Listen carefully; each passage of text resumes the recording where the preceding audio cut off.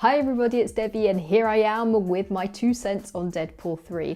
And I probably also have to redeem myself about some things I've said in the past. Don't worry, it's nothing controversial. I'm not going to sit on the floor now and do a YouTube apology. So in the last hours, you will have seen the name Deadpool everywhere. That is because Reynolds posted a hilarious video in which he announced that Deadpool 3 will soon be here. It will actually be released in 2024, so in 2 years' time. But dun dun dun, it will also star Hugh Jackman as Wolverine, a character and actor all fans have been begging to have in this new film. Now you might be wondering, why on earth are you talking about Marvel? Twerking in Marvel.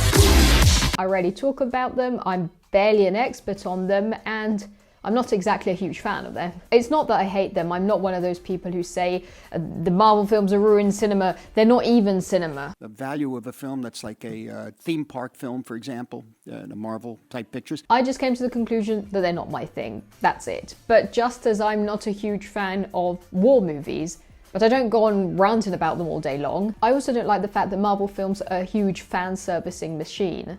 Hello. A lot of money is brought in by the loyal fans who religiously watch anything the company releases, so they are the ones who will either make a film skyrocket to the heavens of popularity or make it be completely trashed. So the fans like something, they're getting it. And I don't enjoy cinema like that. Thank you, Kevin Feige. Love you, Kevin Feige. But that's it. I've watched many of them, period. I don't talk about them all day. But a few years back, I wasn't so mature and I went on a wannabe intellectual, obnoxious, elitist rampage. I would criticize everything that didn't fit in this aesthetic I was trying to surround myself with. Everything had to be top-notch filmmaking, cult movies, metaphorical plots. I might be exaggerating, but you get my point. So when I started my YouTube channel, I was criticizing everything a little too much. And the Deadpool films were released. Perfect prey. They were the perfect prey because the Deadpool movies rely a lot on nonsensical comedy, nearly all the lines of dialogue are packed with jokes, body humour, sexual innuendo, and the fourth wall is often broken. And everything involved in the films, including the promotion, has always been highly unconventional, from fake ads to music videos to skits.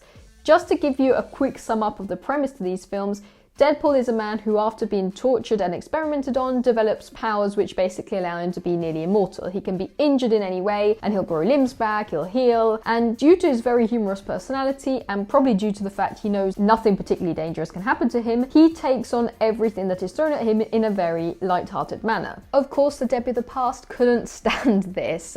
A guy wearing Crocs and making sexual jokes? No, no, no. Also, around that same time, I attended a convention. I'm not sure what the collective noun for them is, but one of those pop culture, comic book, movie conventions I often go to, and everybody that year was cosplaying as Deadpool. They had the Crocs, they were doing the jokes, and I felt cornered and triggered. I'm sure I probably wasn't as bad as I remember and describe it. Anyway, I did get better over the years, mostly because it was a facade. I've always enjoyed all sorts of content. I probably felt that to find my place in the film-loving community, I had to fit within a certain box, and it isn't like that, and once I discovered it I felt so much better, and now I can just freely talk about anything I like, whether it may be popular or whether it isn't. I was already improving by the time Deadpool 2 was released. I was a lot less harsher on it, and now we have reached Deadpool 3, about which we don't know basically anything. We just know that there will be Hugh Jackman in it. Hugh Jackman and Reynolds did post a video explaining the plot, but when they started talking about it, this happened. What actually happens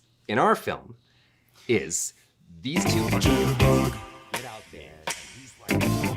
And although I don't really care about Marvel movies, I probably will watch this one. Because one thing about the new MCU movies is that they're all tied to one another, along with the new Disney Plus series. So to understand a film, you have to have seen 20 previous movies and series, which to me is ridiculous. But although the Deadpool films are rich in references, they are so absurd and comedic that you can easily watch them without knowing the whole context in which they fit.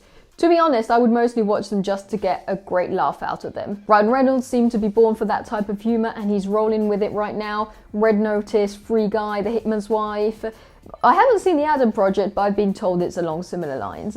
I instead find interesting and beautiful how Hugh Jackman is literally doing these Venice Film Festival premieres about tearful family dramas, and then he's fake punching Reynolds on a couch like two teenagers. I love that. I love somebody who can switch up. Anyway, I just wanted to share my thoughts on this new Deadpool film, and long as confess my sins and everything bad I've said about the previous Deadpool movies. Let me know what you think about them, what you think about this new upcoming film with a comment down below. I hope you enjoyed this video. If you did, subscribe, and I'll see you in the next one. Bye.